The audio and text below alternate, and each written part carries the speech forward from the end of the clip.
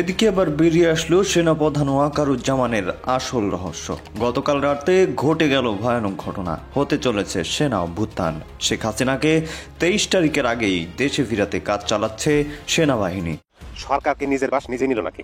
পরিস্থিতি কিন্তু সেদিকেই। বাংলাদেশে ঘটে গেছে এক ভয়াবহ সামরিক কূপ, এবং এই কূপ সংঘটিত হওয়ার সময় বাংলাদেশের টপ 5 জন জেনারেল মারা গেছে। কাল সারা রাতে মোটামুটি একটা খবর খুব চাউর হয়েছে। গতকাল ঢাকা অথবা মিরপুর ক্যান্টনমেন্টে একটা আর্মির একটা ব্যর্থ অভ্যুত্থানের চেষ্টা করা হয়েছে এবং তার ফলশ্রুতিতে লেফটেন্যান্ট জেনারেল ফয়জু সহ আরো 2-3 জন সামরিক কর্মকর্তাকে আটক করা হয়েছে। গতরাতে সেনাবাহিনীর ভিতরে একটা বিশাল বিদ্রোহ হয়ে গেছে অত্যন্ত গোপনে, এবং সেই বিদ্রোহে ওয়াকারুজ্জামানের জয় হয়েছে। ওয়াকারুজ্জামান একজন লেফটেন্যান্ট জেনারেলকে গ্রেফতার করেছে। সেনাবাহিনীর মধ্যে কি কোনো কু হয়েছে, সেই কথাটি চারিদিকে ঘুরে বেড়াচ্ছে, চারিদিকে আলোচনা হচ্ছে। শেখ হাসিনা কি 23শে মার্চের মধ্যে বাংলাদেশে ফিরছেন? 26শে মার্চ মহান স্বাধীনতা দিবস তিনি পালন করবেন বাংলাদেশে, সেই ঘটনা কি ঘটতে যাচ্ছে? ইসমাইল সম্রাট দাবি করছে তার কাছে ফোন আলাপ আছে। দর্শক, দেশ প্রবাস দূরে কিংবা কাছে বসে যারা আমাদের দেখছেন, আশা করি সবাই ভালো আছেন। দর্শক, এই মুহূর্তে পাওয়া খুবই গুরুত্বপূর্ণ একটা সংবাদ আপনারা দেখতে চলেছেন, তাই সবাইকে রিকোয়েস্ট করছি সবাই একটু ভিন্নভাবে আজকে সংবাদটির দিকে খেয়াল দিবেন। দর্শক, যেহেতু রোজার মাস, রাজনৈতিক ময়দান সম্পূর্ণই নর্মাল যাচ্ছে, কোনো রাজনৈতিক ইস্যু বর্তমান বাংলাদেশে তেমন একটা নেই। দর্শক, এই সুযোগকে কাজে লাগিয়ে সেনাপ্রধান যেই কাজ করতে যাচ্ছে কিংবা যেই কাজ শুরু করেছে, সেটা কিন্তু রীতিমতো আলোচনায় চলে এসেছে ঘণ্টাখানেকের ভিতর। 23শে মার্চের ভিতর শেখ হাসিনাকে বাংলাদেশে আনবে এবং 26শে মার্চ শেখ হাসিনা বাংলাদেশেই থাকবে, এবং বাংলাদেশের ভিতর রাত্রে সেনা অভ্যুত্থান হতে যাচ্ছে, বা গতকাল রাত্রেও হয়েছে। দর্শক, কথা না বাড়ে চলুন আমরা বিস্তারিতভাবে আমরা তথ্যগুলো জেনে আসি একে একে। অবশ্যই আপনারা সবাই সাথে থাকবেন এবং পরবর্তী ভিডিও দেখতে আমাদের চ্যানেলটি সাবস্ক্রাইব করে রাখবেন। তো দর্শক, চলুন একটা লাইক দিয়ে সম্পূর্ণ ভিডিও দেখতে থাকি। দেশে ফিরবেন প্রধানমন্ত্রী হাসিনা, তার প্রত্যেকটা খুঁটিনাটি ছক করা হয়ে গেছে। এই ছকের মধ্যে এই কাজে যুক্ত রয়েছেন বাংলাদেশের সেনার সঙ্গে, এই কাজে যুক্ত রয়েছেন ভারতের সেনাকর্তারাও, মানে ভারতের এনএসএ অজিত ডোভাল, ভারতের সেনাপ্রধান উপেন্দ্র দ্বিবেদী, এবং তার সঙ্গে আরো 1-1 জন আছেন আমাদের অতি উচ্চস্তরের সেনাকর্তা। আর বাংলাদেশ সেনার পক্ষে সেখানটায় রয়েছেন জেনারেল ওয়াকারুজ্জামান, এবং তার সঙ্গে 2-3 জন তার অতি বিশ্বস্ত সেনা অফিসার তারাও আছেন। আচ্ছা, ভারত কেন এতটা সতর্ক এই বিষয়টা নিয়ে, শেখ হাসিনার ফিরে আসা নিয়ে কেন এতটা সতর্ক? তার কারণ শেখ হাসিনা এবং বাংলাদেশের ভালো মন্দের পুরো দায়টা যতটা বাংলাদেশের, তার থেকে 1 বিন্দু কম নয় ভারতেরও। সুতরাং ভারত এখন মোটামুটি বুঝে গেছে যে সেনাপ্রধানকে দিয়ে, সেনাপ্রধানের সমস্ত ইপস অ্যান্ড বার্ডস, তার ভেতরে যত সংশয় সন্দেহ সবকিছু চলে গেছে, এবং এখন ওয়াকারুজ্জামানকে তাকে দিয়েই কাজ করতে হবে, তাহলে একটা যুদ্ধ এড়ানো যাবে। এবং একটা যুদ্ধটা তো কোনো ছেলে খেলা নয়, একটা যুদ্ধ হওয়া মানে সে দেশের মানুষ, সাধারণ মানুষ, তাদেরই ক্ষতি হয়, সুতরাং তাদের বিশাল ক্ষতি হয়। তা ভারত বাংলাদেশের ক্ষতি কোনোদিন করতে চায় না। এই জন্য যুদ্ধের ব্যাপারে যারা যে কথাই বলুক না কেন, যুদ্ধের ব্যাপারে ভারত কখনোই, যুদ্ধ করে যদি শেখ হাসিনাকে সেখানে নিয়ে গিয়ে বসাতে হতো, ভারত অনেক আগেই করতে পারতো, কিন্তু ভারত সেটা করেনি। ভারত এখন এইভাবে সেখানে শেখ হাসিনাকে প্রতিস্থাপন করবেন, নিয়ে যাবেন, ফিরিয়ে নিয়ে যাবেন, তার প্রত্যাবর্তন হবে, এবং এই পুরো কাজটা সেই জন্য ভারত এত গুরুত্ব দিয়ে এবং এত পুঙ্খানুপুঙ্খভাবে তার প্রত্যেকটা দিক বিচার করে তিনি ফিরে গেলে দেশের মানুষের কাছে কি ধরনের তারা মনে করবে, তাদের কি এফেক্ট হবে তাদের উপরে, তারা মেনে নেওয়ার জন্য কতটা কি করবে না করবে ইত্যাদি ব্যাপারগুলো, সেই ব্যাপারগুলো ভারত সবকিছু দেখেই তার করতে হচ্ছে। এই জন্যই বলা হচ্ছে শেখ হাসিনাকে দায়িত্ব, এটাও বলে দিচ্ছি, শেখ হাসিনাকে দায়িত্ব দেওয়া হলেই সেই দায়িত্ব অনুযায়ী যে তিনি এই গত বছর জুলাই থেকে কিংবা এখন থেকে আবার যে 5 বছর তিনি একাধিক ক্রমে শাসন চালিয়ে যাবেন, তা কিন্তু হবে না। এবং এখানে ঠিক করা হয়েছে যে শেখ হাসিনা এখানে থাকবেন, তিনি যেন অনেকটা কেয়ারটেকার গভর্নমেন্টের মতো তিনি থাকবেন, এবং তার আমলে কিন্তু এখানে নির্বাচন করতে হবে, এবং ফ্রি, ফেয়ার অ্যান্ড ইনক্লুসিভ নির্বাচন করতে হবে। সেই ইনক্লুসিভ নির্বাচনের মধ্যে সেখানে জামাত থাকবে কিনা সেটা অন্য প্রশ্ন, কারণ জামাতের বিরুদ্ধে কিন্তু মামলা ছিল, জামাত নিষিদ্ধ। সেইটাকে এই সরকার এসে কোন রকম বিচার বিবেচনা না করে তাদের উপর থেকে নিষেধাজ্ঞা তুলে নিয়েছে, এটা আইন ব্যবস্থার উপর হস্তক্ষেপ করে এটা তুলে নেওয়া হয়েছে। সুতরাং জামাত আদৌ তারা সেই নির্বাচনে থাকবে কিনা সেটা পরের প্রশ্ন, সম্ভবত তাদেরকে রাখা হবে না, কারণ কোনোভাবেই মৌলবাদী শক্তিকে বাংলাদেশে যাতে তারা মাথা না চাড়া দিতে পারে সেই চেষ্টাই করবে। এবং এই চেষ্টায় আমাদের ট্রাম্প এবং মোদী তারা তাদের ঘোষণাটাও করে দিয়ে দিয়েছেন যে দেশ থেকে, পৃথিবী থেকে মৌলবাদের উচ্ছেদের জন্য, জঙ্গি সন্ত্রাসবাদের উচ্ছেদের জন্য যা করার দরকার তা তারা করবেন। সুতরাং তাহলে বললাম যে মহড়া শেষ, এখন সেই রিপোর্টগুলো কেবল দেখা হচ্ছে, খুঁটিয়ে দেখা হচ্ছে আর কি কি করার আছে, এবং এটা যখনই ফাইনালাইজ হয়ে যাবে, চূড়ান্ত হয়ে যাবে, শেখ হাসিনা কিভাবে ফিরবেন, কিভাবে তিনি ক্ষমতায় আসবেন, কি ব্যবস্থা নেওয়া হবে ইত্যাদিগুলো যখন ঠিক হয়ে যাবে, আর এই রিপোর্টটা এখন ঠিক করা হচ্ছে, কোথায় থাকবেন ইত্যাদি সব ব্যাপারগুলো, এগুলো ফাইনালি হয়ে গেলে শেখ হাসিনা দেশে ফিরবেন। ভারতের একটি গণমাধ্যম দাবি করেছে বাংলাদেশে ঘটে গেছে এক ভয়াবহ সামরিক কূপ, এবং এই কু সংগঠিত হওয়ার সময় বাংলাদেশের টপ 5 জন জেনারেল মারা গেছে। এই ঘটনা কতটুকু সত্য, কিংবা ভারতের গণমাধ্যম এত বড় খবর কি করে প্রচার করলো, কোন ঘটনার ভিত্তিতে কিংবা এর সত্যতা কি? ভারতের একটি গণমাধ্যম দাবি করেছে বাংলাদেশে একটা ভয়াবহ সামরিক কু সংগঠিত হয়েছে এবং এই সামরিক কুতে 5 জন টপ জেনারেল মারা গেছে। এবং এই ব্যাপারে আমরা যথেষ্ট তথ্য প্রমাণ নেওয়ার চেষ্টা করেছি, একদম মিথ্যে একটি খবর। এখন প্রশ্ন হলো, ভারতের গণমাধ্যম এত বড় মিথ্যে খবর প্রচার করলো কি করে? দুটো বিষয় খেয়াল করবেন। এক, যে বাংলাদেশে একটি সামরিক কু সংগঠনের জন্য তারা হয়তো পরিকল্পনা করে এরকম মিথ্যে খবর দিয়েছিল। দুই, এমনও হতে পারে শিগগিরই বাংলাদেশে একটা সামরিক কু হতে পারে, তার একটি আভাস পাওয়া গেছে। দুটো প্রশ্নের দুটো রকম ব্যাখ্যা। এক, বাংলাদেশকে নিয়ে এত বড় মিথ্যাচারের ভারতের গণমাধ্যমের কারণ কি? অনেকগুলো কারণ থাকতে পারে। এক, বাংলাদেশে একটি সামরিক কু হোক এটি চায় ওপার, এবং সেই জন্য একটি মহড়া তারা চালিয়েছে। অথবা ক্যান্টনমেন্ট থেকে তাদেরকে এমন কোনো তথ্য ভারতীয় এজেন্ট দিয়েছিল, কিন্তু হয়তোবা সে কুটি সংগঠিত হতে গিয়ে ব্যর্থ হয়েছে। অথবা, আমি কিন্তু সবগুলোর অথবা বলছি, অথবা এই রিপোর্টটির মাধ্যমে চেয়েছিল বাংলাদেশে যেন একটা কু সংগঠিত হয়, অর্থাৎ যারা কু সংগঠনের জন্য অপেক্ষা ছিল তাদেরকে খবরটি দিয়ে মাঠে নামানোর চেষ্টা করানো হয়েছিল। এটাও হতে পারে। তার মানে আমাদের সেনাবাহিনীকে সর্বোচ্চ সতর্ক থাকতে হবে, কারণ ওপার বাংলাদেশে একটা ভয়াবহ ঘটনা ঘটাতে চাইছে। তার মানে একটি পিলখানার পর আরেকটি পিলখানার ঘটনা যে কোনো সময় ঘটতে পারে, এটির আভাস পাওয়া যায়। বললাম এর একটিও সত্য না, তাহলে ভারতের গণমাধ্যম এত বড় মিথ্যা খবর প্রচারের পর বাংলাদেশের পররাষ্ট্র দপ্তর কেন ভারতের কাছ থেকে এর জবাব চাইল না?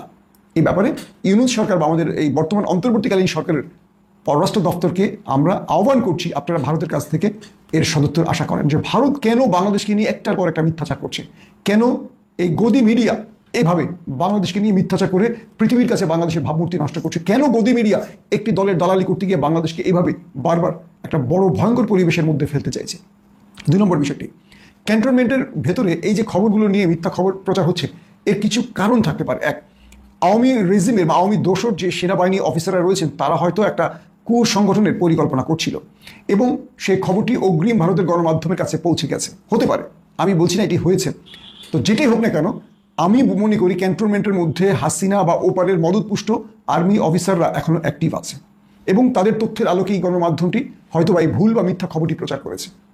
আমাদের সেনাপ্রধান ওয়াকারুজ্জামানের কাছে আবেদন থাকবে, আপনি সেনাবাহিনীর ভেতরে দ্রুত ক্লিন অপারেশন চালান, অর্থাৎ বিগত সময়ে যারা দোষর ছিল হাসিনার, তাদের ব্যাপারে আপনি সঠিক সিদ্ধান্ত নেন। এই দেশকে রক্ষা করতে হলে দ্রুত তাদেরকে সরাতে হবে, কারণ বিগত 15 বছর এই রাষ্ট্রটাকে এমন স্থানে পৌঁছে দিয়েছিল আওয়ামী লীগ এবং তার দোসররা, তারা এই দেশটাকে সামনে আর এগোতে দেবে না। তাদের ক্ষমতার প্রশ্নে বা ভারতের স্বার্থে তারা এই দেশকে আরও বেশি ভয়ঙ্কর দিকে নিতে পারে, দেশকে ধ্বংস করে দিতে পারে।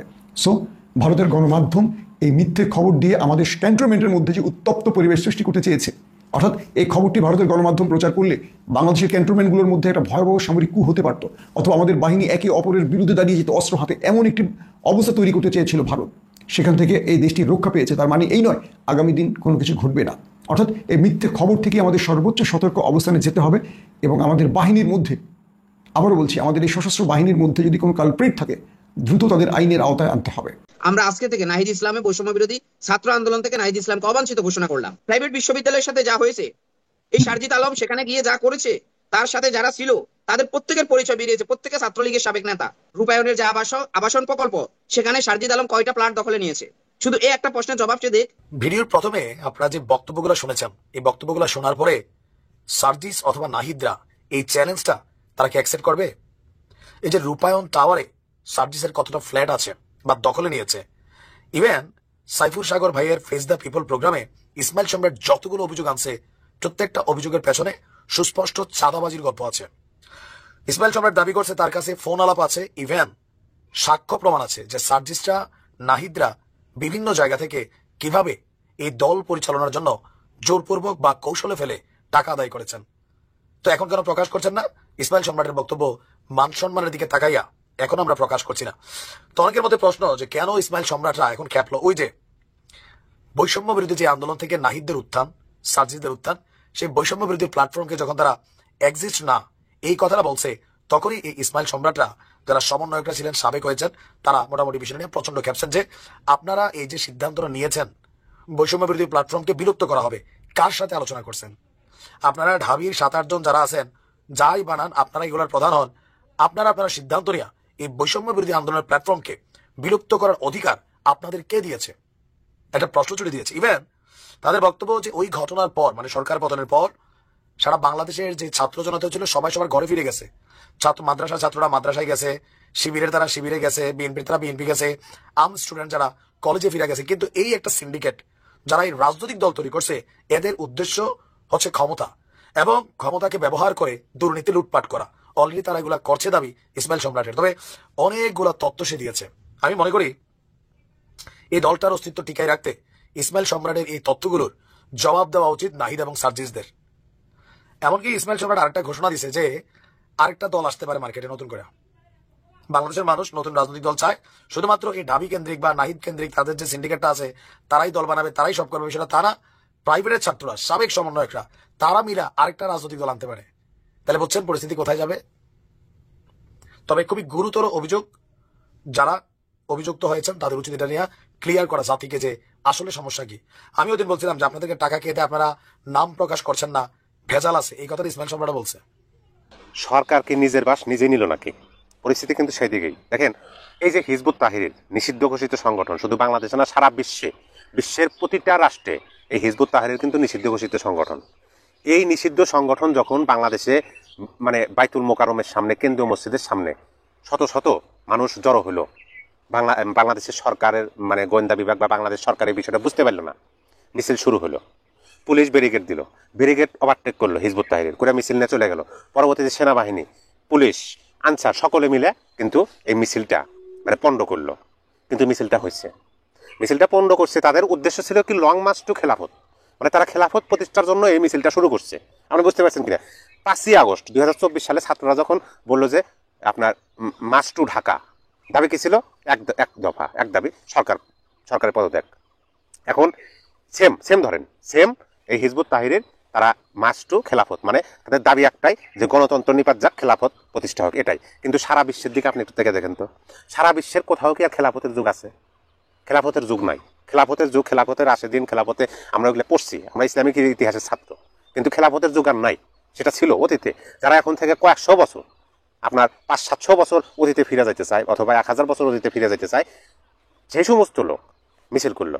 সরকার বুঝতে পারলো না, পুলিশ বাধা দিল, কিন্তু পুলিশের বাধা মানল না। অপরদিকে মিছিল হলো, প্রচার কিন্তু সারা বিশ্বব্যাপী হয়ে গেল।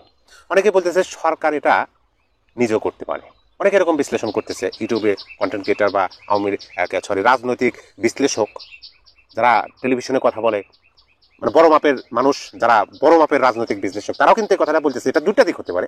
একটা আওয়ামী লীগ বা ভারত তারা মিলে বা আমেরিকা মিলে করতে পারে যে বাংলাদেশে মৌলবাদের উত্থান হয়েছে, সেটা একটু প্রমাণ করে দিই। অথবা সরকার এটা করতে পারে যে তারা মিছিল করুক, তারপর সরকার কি পরিমাণে কঠোর যে হবে, কঠোর হয়ে এই ধরনের নিষিদ্ধ ঘোষিত সংগঠনকে সববন্দি করব এবং সারা বিশ্বের বুকে সরকার দেখাবো যে হ্যাঁ দেখো আমরা জঙ্গিবাদের বিরুদ্ধে কতটুকু তৎপর। কিন্তু ওরকম তো হলো না। সেজন্য আমি বললাম যে সরকারকে নিজের বাস নিজে নিল কিনা। দেখেন, হিজবুত তাহরির যারাই মিছিল করছে, নিষিদ্ধ ঘোষিত সংগঠনের ব্যানারে তো মিছিল করছে, ওখানে মুড়ির মতো অ্যারেস্ট হবে, ওখানে মুড়ির মতো আটক হবে। কিন্তু আটক হলো কি?